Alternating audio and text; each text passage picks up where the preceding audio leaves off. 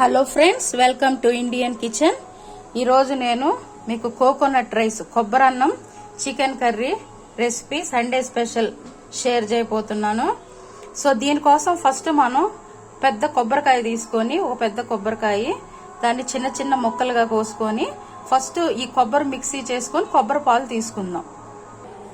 ఈ విధంగా కొబ్బరి మిక్సీ పట్టుకొని ఈ కొబ్బరిని హాట్ వాటర్లో వేసుకోండి.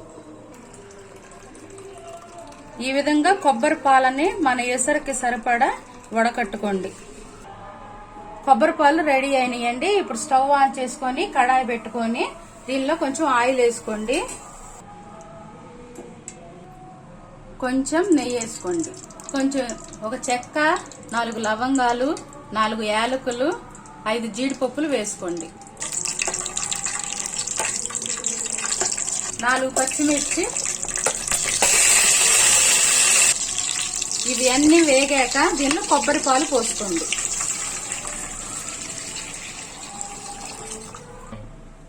కొంచెం ఉప్పు వేసుకోండి, కొంచెం చిటికడు పసుపు వేసుకోండి. ఇవన్నీ తెరలేదాకండి ఈ మూత పెట్టుకోండి. ఒక 5 మినిట్స్ బాయిల్ అవ్వనివ్వండి. చూసారు కదండి, ఎసురు బాగా తెరులుతుంది. ఇప్పుడు దీనిలో రైస్ వేసుకుందాం.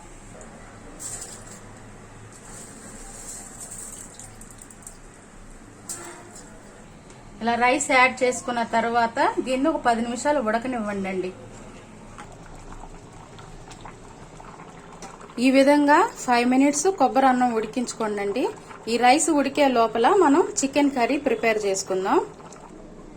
చికెన్ కర్రీ కోసం స్టవ్ మీద కడాయి పెట్టుకోండి.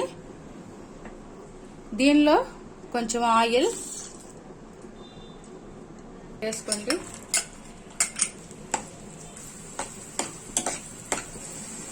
కొద్దిగా అల్లం వెల్లుల్లి పేస్ట్ వేసుకొని బాగా వేయించుకోండి. కొద్దిగా కరివేపాకు కూడా వేసుకొని ఈ విధంగా గోల్డెన్ బ్రౌన్ కలర్ వచ్చేంత వరకు వేయించుకోండి. ఇందులో 1 కప్పు టమాటా ప్యూరీ కూడా వేసి బాగా ఉడకనివ్వండి. చూసారు కదండి, ఈ విధంగా ఉడికి నూనె పైకి తేలిన తర్వాత దీనిలో 1 కేజీ చికెన్ వేసుకొని ఉడికించుకోండి.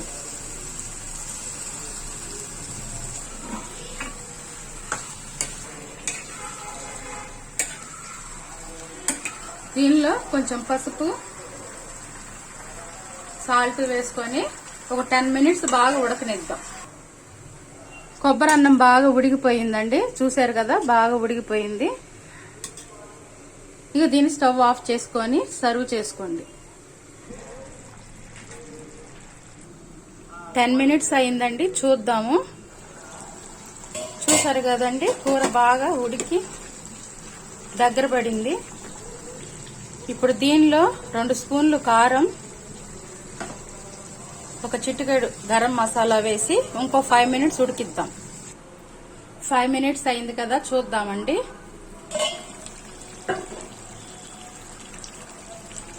చూసారు కదండి, కూర బాగా ఉడికిపోయి నూనె కూడా పైకి తేలింది.